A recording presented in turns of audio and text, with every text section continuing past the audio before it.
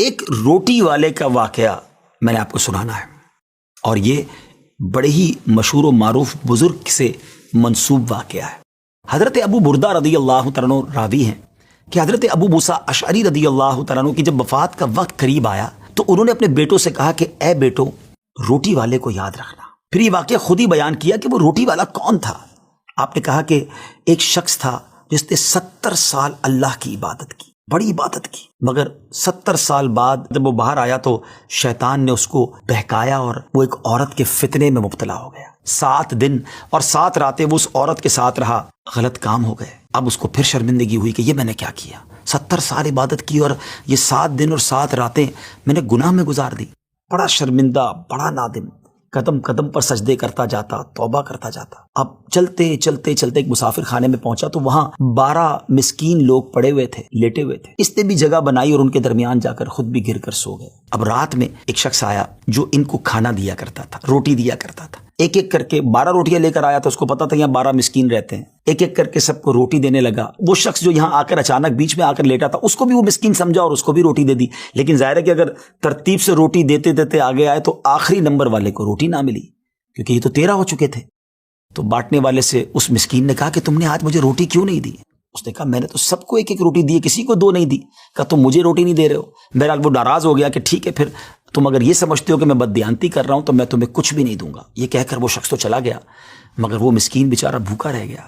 اب وہ شخص جس نے ابھی توبہ کی تھی، پہلے 70 سال کی عبادت بھی کی ہوئی تھی، اس کو خیال آیا کہ میری وجہ سے اس مسکین کو روٹی نہیں ملی ہے۔ بھوک اسے بھی بڑی تھی مگر اس نے وہ روٹی اسے دے دی۔ شدید بھوک لگی ہوئی تھی، رات بھر بھوک میں تڑپتا رہا اور اسی بھوک کے عالم میں صبح اس کا انتقال ہو گیا۔ حضرت ابو موسیٰ اشعری رضی اللہ تعالیٰ عنہ فرماتے ہیں کہ جب یہ شخص اللہ کی بارگاہ میں پہنچا نا تو ایک پلڑے میں اس کی 70 سال کی عبادت رکھی گئی اور ایک پلڑے میں وہ 7 دن اور 7 رات کے گناہ رکھے گئے۔ تو فرمایا کہ وہ گناہ جو تھے وہ 70 سال کی عبادت سے آگے بڑھ گئے، یعنی اب اس کے لیے گویا حکم ہو سکتا تھا کہ وہ جہنم میں جائے، مگر ان 7 دن کے گناہوں کے سامنے وہ روٹی رکھی گئی، اور اس روٹی کی برکت سے، کیونکہ وہ اخلاص کے ساتھ ایثار کی گئی تھی، مسکین کی مدد کی گئی تھی، وہ 7 دن کے بڑے بڑے گناہ معاف کر دیے گئے اور وہ جنت میں چلا گیا۔ پھر آپ نے اپنے بچوں سے کہا بیٹا روٹی والے کو یاد رکھنا۔ ناظرین، یہ واقعہ واقعی دلوں کے تار چھیڑ دیتا ہے۔ 2 باتیں سیکھنی ہیں کہ بعض اوقات کچھ لوگ کہتے ہیں یار میں نہیں بہک سکتا، میں تو بڑے اچھے ماحول میں ہوں۔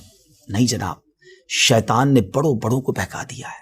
ہمیں اپنی صحبتیں اچھی کرنی ہوں گی، اللہ کریم سے شیطان کے مقابلے میں پناہ مانگنی ہوگی اور اپنے آپ سے ڈرتے رہنا ہوگا کہ نہیں میں بھی گناہوں میں مبتلا ہو سکتا ہوں، مجھ سے بھی کوئی بڑا گناہ کہیں نہ ہو جائے۔ توبہ کرتے رہیں، ڈرتے رہیں، خوف رکھیں اور اچھی صحبت اپنائیں۔ اور دوسری بات، صدقہ جو ہے نا وہ گناہوں کو مٹا دیتا ہے۔ صدقہ اللہ کی بارگاہ میں بڑا پسندیدہ ہے۔ غریبوں کی مدد کرنا یہ اللہ کو بڑا پسند ہے۔ ہمیں بھی چاہیے کہ وقتاً فوقتاً اپنے غریب پڑوسیوں، غریب رشتہ داروں، غریب مسلمانوں کی مدد کرتے رہیں۔ اور دعوت اسلامی کا شعبہ FGRF سبحان اللہ دکھیارے مسلمانوں کی شاندار انداز میں مدد کرتا ہے۔ سیلاب زدگان کی مدد کتنے بڑے پیمانے پر کی گئی اور یہ سارا سال ہی اب کچھ نہ کچھ سلسلہ رہتا ہے، تو آپ بھی FGRF کا ساتھ دیجیے، دکھیارے مسلمانوں کی مدد کیجیے۔ اللہ آپ کے رزق حلال میں برکت عطا فرمائے اور ہم سب کے گناہوں کو معاف فرمائے۔